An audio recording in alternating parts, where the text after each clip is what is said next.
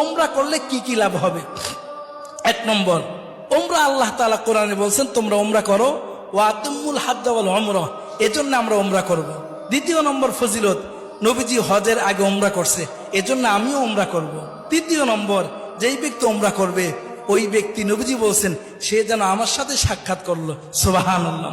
চতুর্থ নম্বরে ওমরার ফজিলত, যেই ব্যক্তি ওমরা করবে নবীজি বলছেন আমি তাকে সুপারিশ করে জান্নাতে নিয়ে দেবো, সুবহানাল্লাহ। পঞ্চম নম্বরে, ওমরা করতে গিয়ে আমরা বাইতুল্লাহতে নামাজ পড়ি, 1 রাকাত নামাজে 1 লক্ষ রাকাত নামাজ পড়ার সওয়াব পেয়ে যাবো, সুবহানাল্লাহ। 6 নম্বর ফজিলত হলো দুনিয়াতে থেকেই জান্নাতি জিনিস এর মধ্যে চুমা দেওয়ার সুযোগ হয়, যেটা হলো